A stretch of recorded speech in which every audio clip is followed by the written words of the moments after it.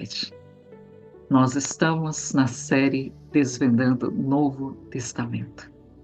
Está sendo uma viagem incrível podermos adentrar mais profundamente na Palavra de Deus. Amém? E hoje nós estaremos entrando nessa viagem chamada Mateus 8. E Mateus 8, ele marca o início de uma nova sessão no Evangelho de Mateus.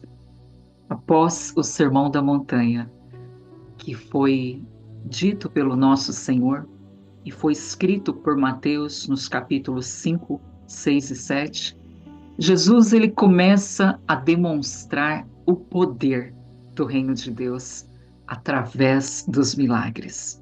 E esse capítulo ele contém diversos atos de cura e ele destaca o cumprimento das promessas messiânicas. Promessas essas que foram descritas pelo nosso amado profeta Isaías. Então, antes de nós adentrarmos no capítulo 8, você, por favor, abra sua Bíblia em Lucas 4. Amém? Lucas 4, no versículo 18. Vamos entender algo aqui sobre essas promessas messiânicas que foram ditas pelo profeta Isaías a respeito do nosso Senhor Jesus. Eu quero te dizer que Lucas, após a tentação de Jesus, ele descreve que Jesus, no poder do Espírito Santo, ele foi levado para a Galileia. E lá, Jesus, interessante que a Bíblia fala que ele ficou muito famoso. Ele ficou famoso ali naquela região. E a Bíblia fala que ele foi glorificado por todos. Engraçado que não é por alguns. Ali na região da Galileia, Jesus começa ali o seu ministério, ele começa a ser glorificado por todos. Mas chega um momento que ele decide ir para Nazaré, o lugar onde ele foi criado.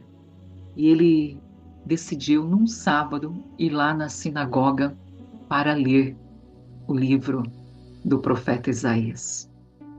E ele começa lendo e ele lê: O Espírito do Senhor está sobre mim, pelo que me ungiu para evangelizar os pobres. Enviou-me para proclamar libertação aos cativos e restauração da vista aos cegos, para pôr em liberdade os oprimidos, os presos, e apregoar o ano aceitável do Senhor. Mas Isaías continua, o Senhor Jesus parou aqui, mas o verso 2 de Isaías continua dizendo que ele veio para pregoar o ano aceitável do Senhor, o dia da vingança do nosso Deus e consolar os tristes. Veja que Jesus, ele fala assim, olha, o Espírito do Senhor Deus está sobre mim. Jesus, ele estava dizendo que ali para todos os que estavam na sinagoga, que ele possuía a capacitação divina para aquela missão. Por isso ele diz, o Espírito do Senhor está sobre mim. E ele mostra com isso que a obra messiânica, a obra, o cumprimento do ID, ela é conduzida e sustentada pelo Espírito Santo. Só é possível fazer a obra através do Espírito.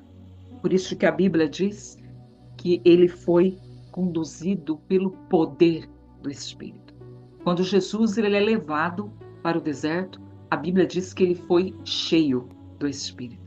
Mas após os 40 dias de jejum, ele vai para Galileia cheio do poder, pelo poder. E ele diz que o Senhor o ungiu. O Espírito do Senhor está sobre mim, porque ele me ungiu. Ou seja, a unção, essa unção que nós tanto falamos, ela é uma capacitação divina, ela é uma consagração para um propósito. Amém? E Jesus, ele foi ungido por Deus para ser o Salvador. Ele foi ungido. Mas ele continua dizendo que ele veio para 3 situações: para pregar boas novas aos mansos. Quem são os mansos? Quem são os humildes? Aquelas pessoas que reconhecem a sua necessidade de Deus. Ele disse: eu vim para pregar a boas novas aos mansos. São todos que reconhecem a necessidade de Deus? Não. Uma grande maioria da humanidade vivem suas vidas sem nem mesmo pensar que existe um Deus coordenando todas as coisas. E Jesus disse: eu vim entregar as boas novas para os mansos ou para os humildes. E depois ele diz: eu também vim para restaurar os contritos de coração. Os contritos são aqueles que estão quebrantados, arrependidos. E Jesus vem trazer cura espiritual e emocional. Por isso ele diz: vim para restaurar os contritos de coração. Aqueles que estão doentes de almas, mas eles reconhecem, se arrependem, se quebrantam. E aí Jesus vem e restaura. E ele também disse que ele vem para proclamar liberdade aos cativos e abrir a prisão aos presos. Isso pode ser entendido de forma literal e espiritual, as duas coisas. Amém? As duas coisas. Jesus, ele liberta das cadeias do pecado, do medo e também da opressão espiritual. Ou seja, a obra de libertação de Jesus, ela é uma obra completa. Mas eu quero te chamar a atenção para algo ainda nesse verso. No verso 2, Jesus, ele relata que ele veio para 3 templos. Ele veio para 3 tempos. Ele disse: para pregoar o ano aceitável do Senhor, um tempo. Para o dia da vingança do nosso Deus, outro tempo. E para consolar todos os que estão tristes, outro tempo. Eu quero te dizer que quando o Senhor Jesus, ele fala sobre apregoar o ano aceitável do Senhor, ele está se referindo ao tempo da graça. É quando Deus oferece salvação e restauração para a humanidade. E esse período, ele começou com a primeira vinda de Jesus. E ele vai continuar até a vinda dele. Está aqui hoje. Amém? Então, esse período, ele é como se fosse o ano aceitável, o tempo da graça, ela é uma janela no tempo, onde o Senhor Deus, ele nos oferece salvação e restauração. Só que o Senhor Jesus disse que vai chegar o dia da vingança. Nesse dia da vingança, essa janela no tempo, chamado tempo da graça, ela se fecha. Amém? Ela se fecha. Acabou a possibilidade de salvação. Acabou. O dia da vingança aponta para o julgamento final, onde Deus vem para julgar todos os ímpios. Então, estamos no tempo da graça. Por isso que Deus diz na sua palavra: buscai-me enquanto é possível me achar. Buscai-me enquanto estou perto. Amém? Por quê? Porque essa janela no tempo, chamado tempo da graça, ela vai se encerrar. Ela vai. E aí chega o dia da vingança do nosso Deus. O dia do julgamento final. E depois Jesus cita um terceiro tempo, através do profeta Isaías. E ele diz: consolar todos os que estão tristes, ou todos os tristes. Esse é um tempo chamado restauração e conforto. Apocalipse 21:4 diz: Deus limpará dos olhos toda lágrima, toda. Não haverá mais morte, nem pranto, nem clamor, nem dor, porque já as primeiras coisas já estão passadas. Amém? Então, por que é importante você, antes de entrar aqui em Mateus 8, entender essa missão de Jesus? Para que realmente fique claro para você que Jesus, ele veio para pregar as boas novas aos mansos, restaurar os contritos de coração, e pôr em liberdade os cativos e abrir a prisão aos presos. E também declarar o ano aceitável do Senhor, o dia da vingança do nosso Deus e o tempo da consolação dos tristes. Amém? Agora, depois que você entendeu isso, nós vamos adentrar aqui no livro de Mateus, no capítulo 8. Amém? A palavra diz, verso 1: E descendo ele do monte, seguiu uma grande multidão. E eis que veio um leproso e o adorou. E o leproso disse: Senhor, se quiseres, podes tornar-me limpo. E Jesus, estendendo a mão, o tocou e disse: Quero, ser limpo. E logo ficou purificado da lepra. Disse-lhe então Jesus: Não digas a ninguém, mas vai, mostra-te ao sacerdote e apresenta a oferta que Moisés determinou para lhe servir de testemunho. Mateus 8:1, quando ele diz que estava descendo do monte e aquela multidão que estava ouvindo o sermão da montanha não foi embora, ela seguiu Jesus. Jesus havia acabado de ensinar sobre o reino dos céus. E agora ele desce do monte para viver e demonstrar esses ensinamentos através de ações. Ações. As pessoas, elas foram impactadas pelo Sermão do Monte. E eu entendo no meu coração que elas estavam agora querendo presenciar essa transição da palavra para a ação. Por isso que a Bíblia deixa claro que ele descendo do monte, a multidão o seguia. É como se elas estivessem sentindo que ele iria colocar aquelas palavras em ação. Senão elas não teriam seguido o Senhor Jesus. E o verso 2 diz: Eis que veio um leproso e o adorou. E ele disse: Senhor, se quiseres, pode tornar-me limpo. Na época, a lepra, ela era uma doença terrível e incurável.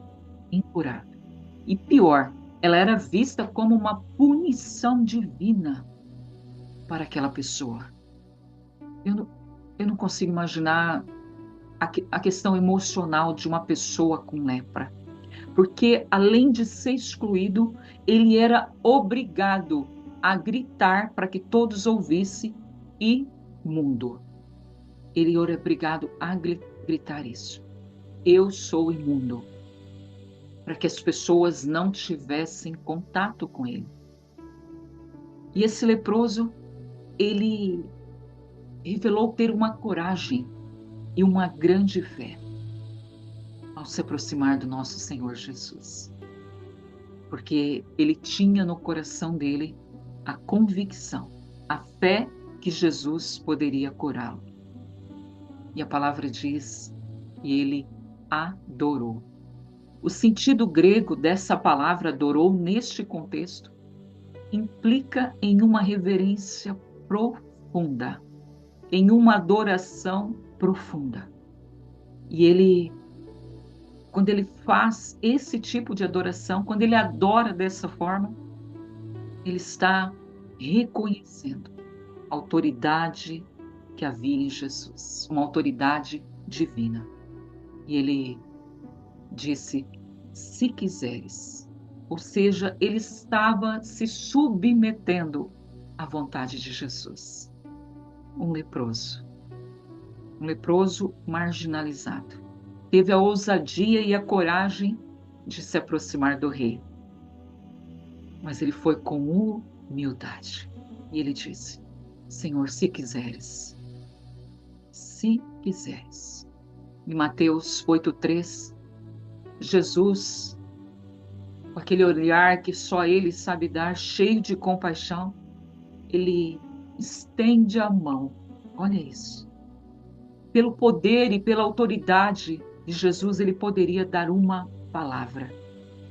Mas a compaixão que Jesus sente por nós vai além disso.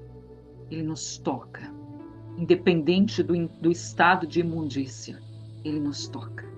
E ele estendeu a mão e tocou. E ele não só tocou, como ele liberou uma palavra. Ele disse: eu quero. Ele expressou o desejo do seu coração.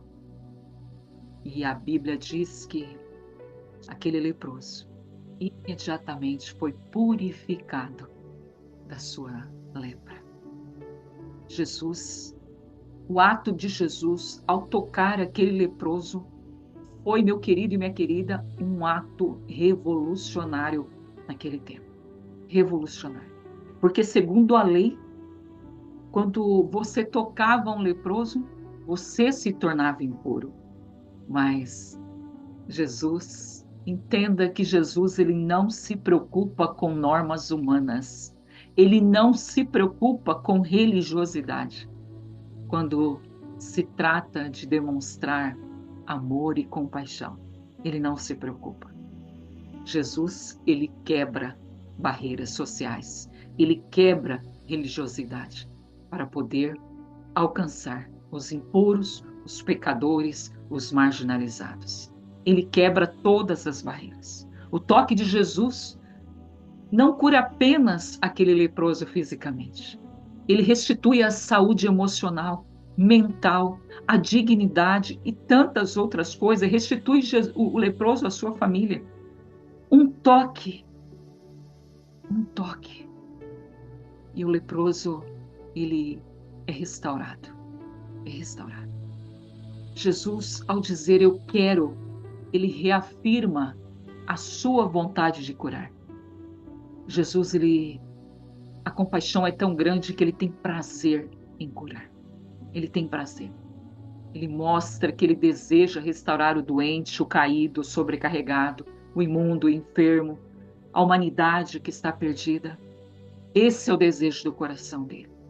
E o poder das suas palavras reflete essa autoridade que cura imediatamente. Basta fé. Basta fé. E o versículo 8, no versículo 4, Jesus disse para ele: olha, não diga para ninguém. Não perca tempo com isso. Vai, mostra-te ao sacerdote e oferece o dom que Moisés determinou. Oferece para servir de testemunho. Jesus se importa ou não com o nosso testemunho? Não diga a ninguém. Jesus, ele tinha esse hábito de instruir as pessoas a não contarem os seus milagres. Ele não queria que fosse divulgado, porque ele não queria causar mal entendido sobre a sua missão. Ele estava vindo para curar, mas também e principalmente para trazer redenção espiritual através da morte de cruz. Redenção espiritual. E ele diz: mostra-te ao sacerdote. Mostra-te. Ele estava, veja, numa nova aliança. É o Novo Testamento. E Jesus, ele cita Levíticos. Levíticos capítulo 14, onde há instruções específicas para a purificação de leprosos. A cura, ela precisava ser confirmada pelo sacerdote para que aquele homem marginalizado pudesse ser reintegrado à sociedade. E o que Jesus faz? Conhecedor, não é? Sabia o que dizia lá em Levítico 14, e ele fala: vai e mostra-se ao sacerdote. Jesus, em todo tempo, o nosso Senhor, respeita a lei em todo tempo. Ele mostra que ele não veio para abolir a lei, mas para cumprir em todo tempo. E ele diz: faça isso para servir de testemunho. Ou seja, a cura é a prova do poder de Deus agindo através de Jesus.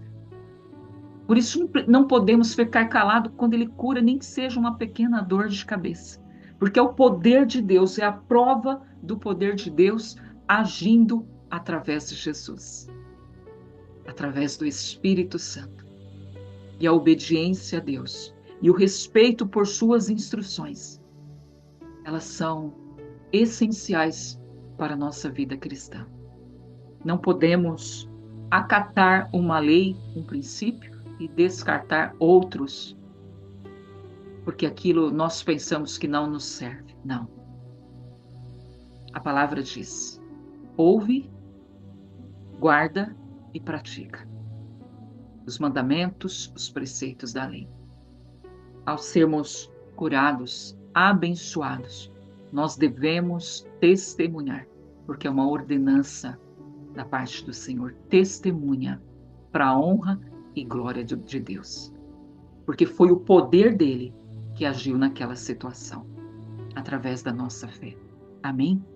Então, nesses 4 versos do capítulo 8, do 1 ao 4, entendemos que a nossa fé, ela remove toda e qualquer barreira. O leproso rompeu barreiras sociais e religiosas para buscar Jesus.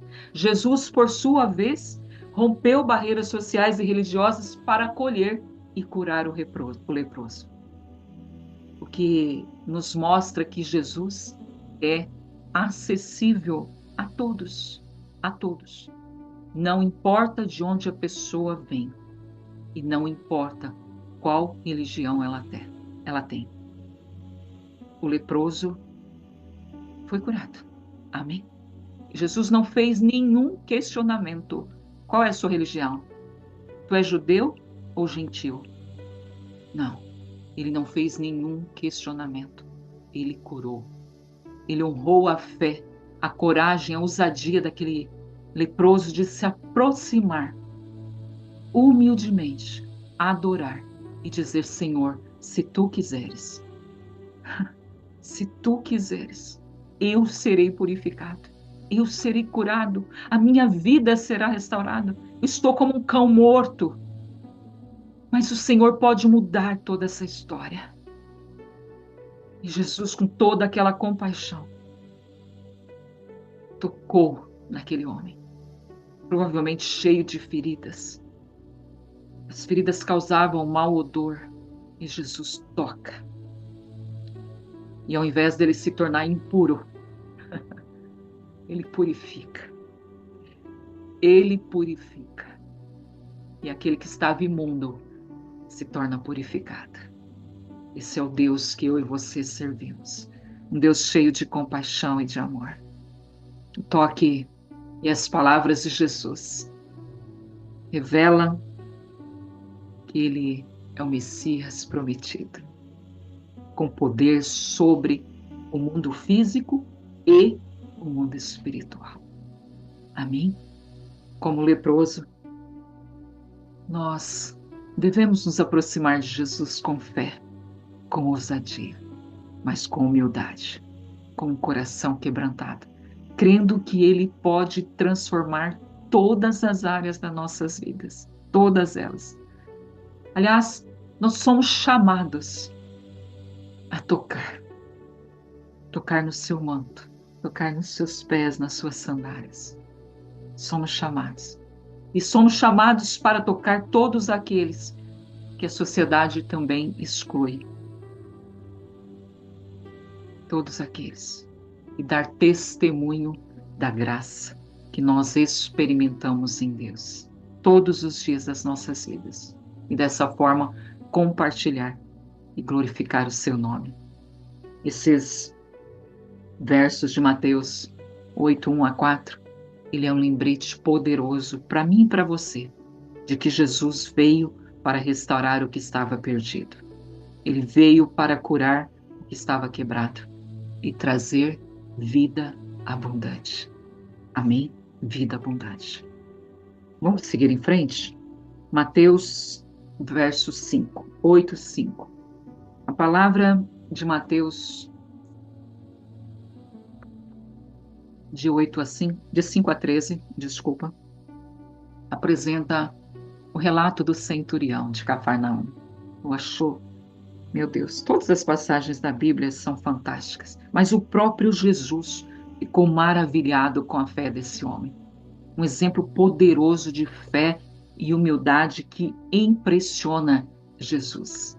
Nós vamos ler e depois a gente analisa cada versículo, amém? E vamos destacando os principais ensinamentos. Como eu disse, o nosso propósito é tirar as camadas, amém? Então vamos lá. Verso 5, a palavra diz: E entrando Jesus em Cafarnaum, chegou junto dele um centurião, rogando-lhe, clamando, e disse: Senhor, Senhor, o meu servo jaz em casa, paralítico e violentamente atormentado. Jesus simplesmente vira e diz: Eu irei curá-lo. Olha isso. Mas o centurião respondeu: Senhor, eu não sou digno de que entres em minha casa, mas dizei somente uma palavra, e o meu servo será curado. Pois eu também sou homem sob autoridade, e tenho soldados às minhas ordens, e digo a este: vai, e ele vai, e a outro: vem, e ele vem. E ao meu criado: faze isso, e ele faz. E Jesus, de boca aberta, maravilhado, a palavra diz que ele ouviu isso, ele se virou para aquela multidão que o seguia, e ele olha e fala: você sabe quando Jesus fala em verdade vos digo, né? É para você prestar muito mais atenção. Ele diz: em verdade vos digo, que nem mesmo em Israel encontrei tamanha fé. Aquilo tocou profundamente o coração de Jesus. E ele diz: e eu vos digo, que muitos virão do Oriente e do Ocidente, e assentar-se-ão à mesa com Abraão, Isaque e Jacó no reino dos céus.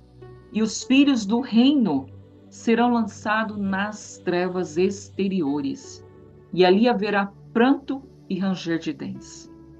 Então, foi Jesus ao centurião e disse: ele estava falando com a multidão.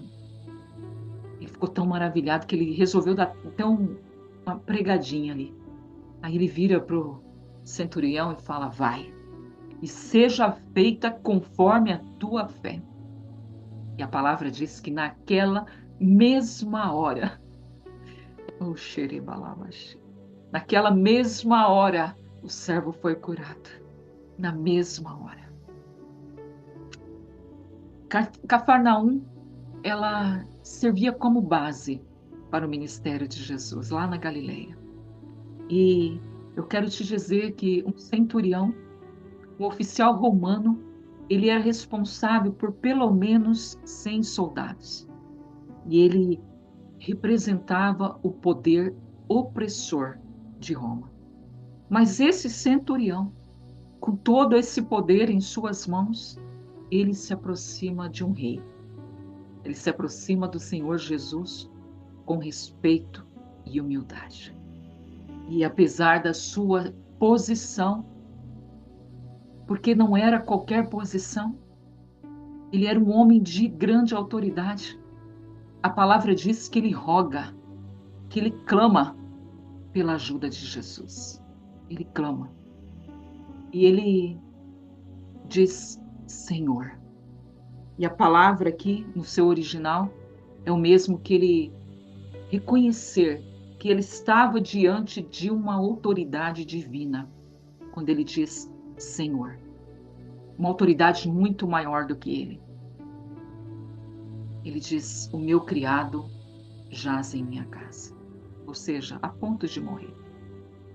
E Jesus simplesmente responde: irei curá-lo. Mais uma vez, nenhuma pergunta, nada, nenhuma pergunta, nenhum questionamento. Eu irei curá-lo. E Jesus é esse tipo de Senhor, de Rei. Ele não hesita em oferecer ajuda para aquele que, mais uma vez, se coloca em fé e humildade diante dele. Ele não faz questionamentos. Ele nunca vai te questionar. Ele vai ajudar. Ele tem disposição para isso. Disposição. Ele tem um coração para isso, independente da sua origem ou da sua posição. Esse é o Senhor Jesus. Ele é um homem que se tornou agora Deus homem, que tem prontidão em ajudar. Tem prontidão em ajudar. E a palavra diz que ele é o único mediador entre Deus e os homens. Jesus Cristo, homem. Jesus Cristo, homem. Um homem que tem prontidão em ajudar. E ele se encanta quando o centurião também diz: eu não sou digno. Eu não sou digno. Quanta humildade nesse homem. Ele reconhece que, como gentil, ele não era digno de receber Jesus, o Rei, em sua casa. Ele fala: dize somente uma palavra. Somente. Que fé extraordinária. Que fé. Uma fé extraordinária na autoridade de Jesus. Porque ele acredita que uma simples palavra de Jesus Cristo é suficiente para curar um homem que estava à beira da morte. Porque ele diz: o meu servo jaz, quase morto. Que fé é essa? Que coisa mais extraordinária. Acreditar que uma simples palavra de Jesus poderia trazer vida para aquele homem. Ele estava reconhecendo que Jesus possuía autoridade absoluta sobre a doença e sobre qualquer situação. É isso que ele estava fazendo. E eu te pergunto, quantos de nós compreendemos essa autoridade de Jesus Cristo? Quantos de nós? Quantos de nós? Quantos confiam que ele controla todas as circunstâncias? Talvez muitos diriam: eu compreendo a autoridade do meu Senhor. Eu confio que ele controla todas as circunstâncias da minha vida. E aí eu te pergunto: e por que a ansiedade? Por que o abatimento de alma? Por quê? Fica essa pergunta para o teu coração. O verso 10 diz: em verdade vos digo que nem mesmo em Israel encontrei tanta fé. Jesus entendeu que a fé do centurião era algo singular. Não era fácil de encontrar. Porque quando o centurião diz aquelas palavras, ele estava dizendo para Jesus: eu confio sem precisar de sinais. Eu confio sem nenhuma proximidade física. Será que eu e você somos assim? Ou precisamos o tempo todo de sinais? Jesus estava maravilhado com uma fé que estava dizendo para ele: Senhor, não precisa ir lá, não precisa fazer nenhum sinal, não precisa se aproximar do doente. Uma palavra. E Jesus vira e fala: nem mesmo em Israel eu encontrei tanta fé. Nem mesmo em Israel. E a gente sabe que ele ficou maravilhado dessa forma porque ele elogia o centurião quando ele diz isso. Quando ele fala: nem mesmo em Israel encontrei tamanha fé. Ele está elogiando a fé do centurião. Eu quero te dizer que Deus se agrada de uma fé simples e genuína. Deus se agrada de uma fé simples e genuína. Uma fé que não questiona, uma fé que se submete, que reconhece a sua autoridade. É fantástico essa fé, fantástica. E o versículo 11, Jesus diz: muitos virão do Oriente e do Ocidente. Nesse momento, Jesus está incluindo nós, os gentios. E ele profetiza e revela que pessoas de todas as nações entrarão no reino dos céus. E muito mais que isso, desfrutarão da comunhão com os nossos patriarcas, Abraão, Isaac, Jacó. Meus queridos, só de pensar eu perco a voz. Tu já imaginou isso? Sentar na mesma mesa que os nossos pais na fé sentaram? E é isso que Jesus está nos prometendo aqui. Ele está nos incluindo nesse banquete, dizendo: muitos virão do Oriente e do Ocidente e se sentarão na mesa com Abraão, Isaac e Jacó e desfrutarão desse momento, dessa presença. E só que ele completa: os filhos do reino. Imagino a dor de Jesus ao dizer isso. Os filhos do reino serão lançados nas trevas exteriores. Ele está se referindo aos judeus que rejeitaram o Messias. Apesar de ter privilégios espirituais, eles perderão o reino por causa da incredulidade. A nação santa, o povo escolhido.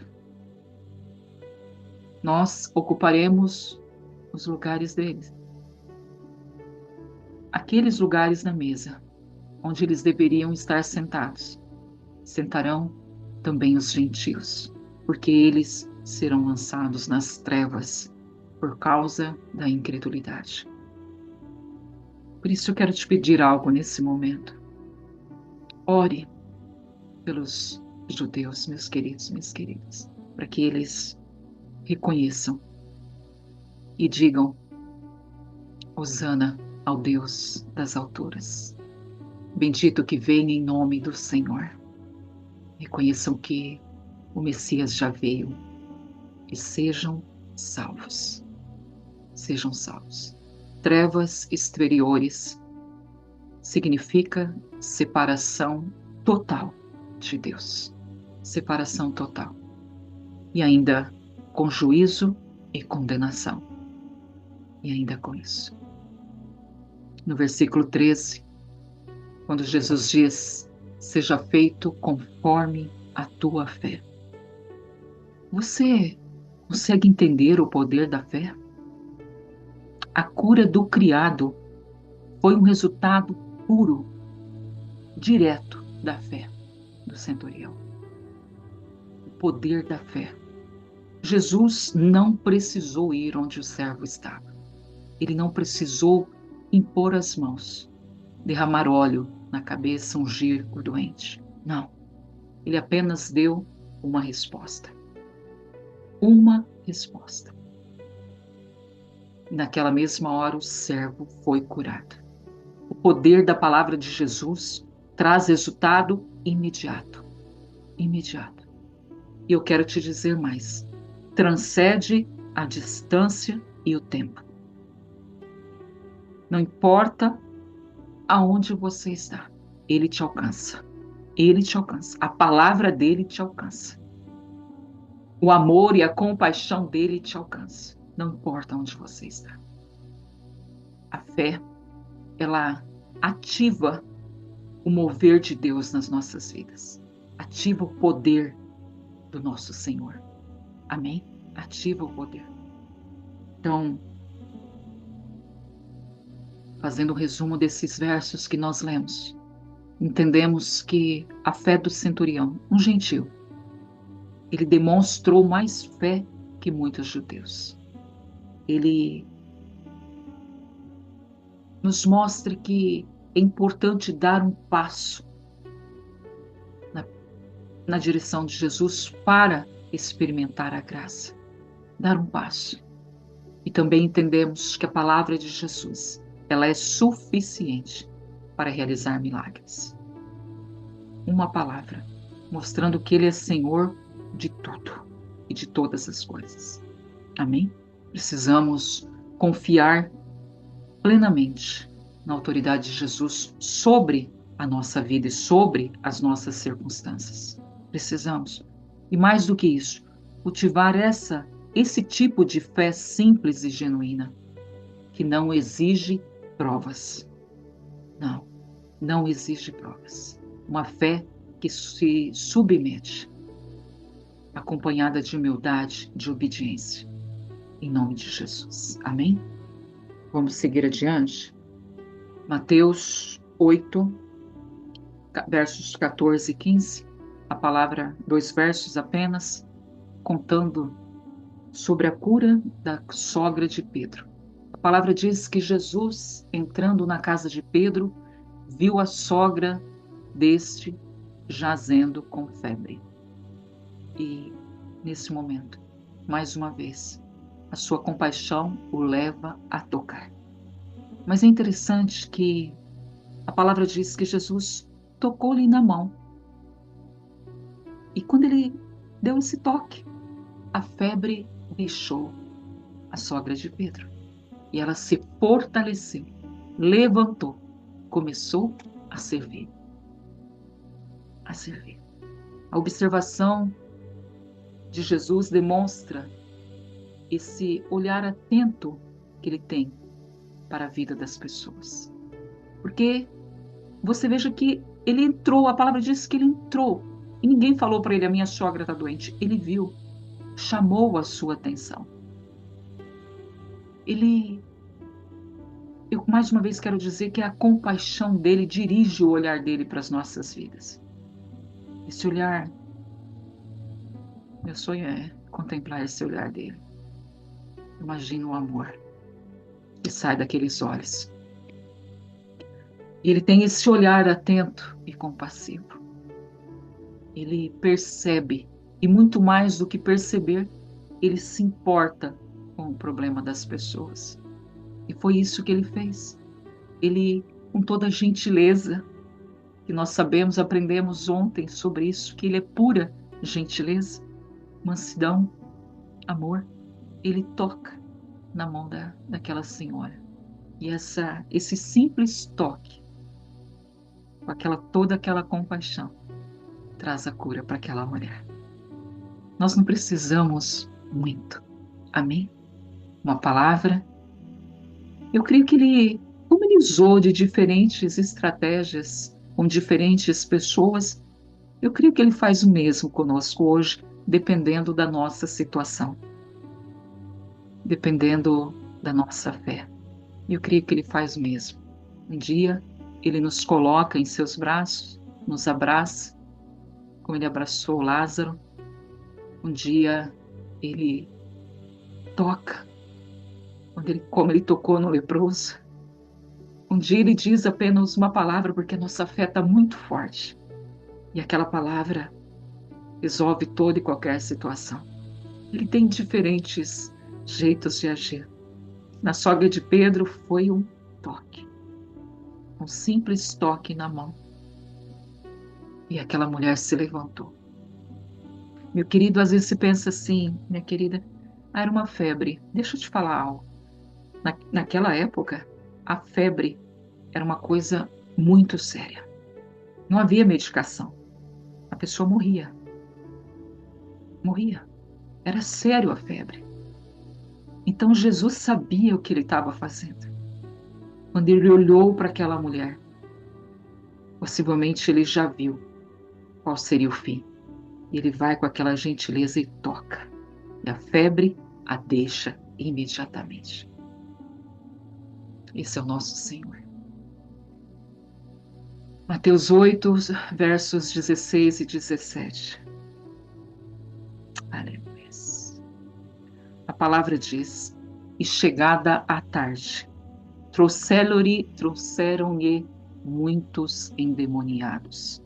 E ele, mais uma vez, com sua palavra.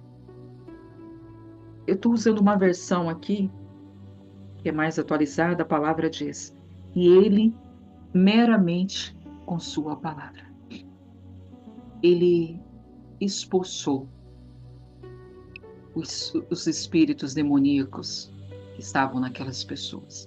E diz que ele curou todos os que estavam enfermos. E no verso 17 diz: para que se cumprisse o que fora dito por quem?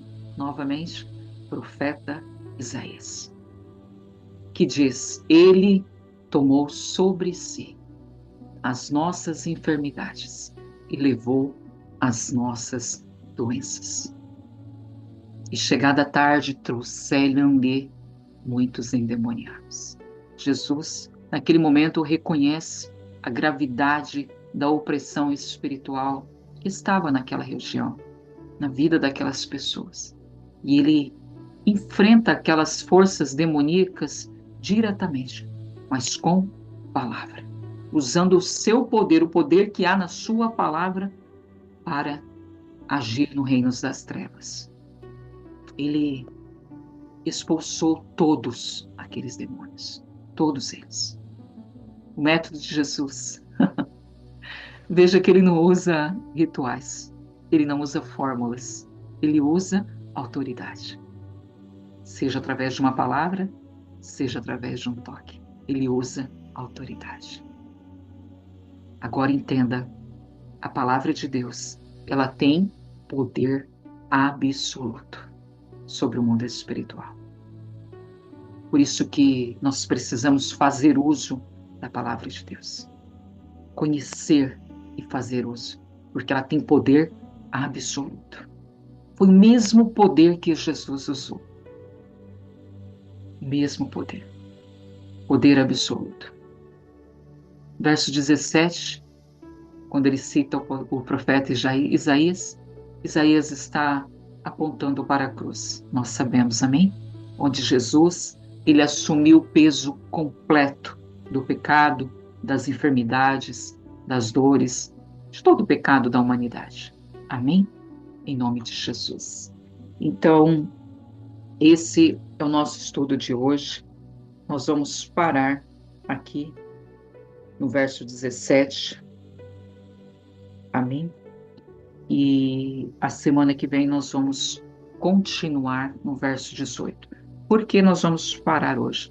Muito conteúdo para você absorver. Você não pode apenas receber a palavra e não fazer nada a respeito disso. Amém?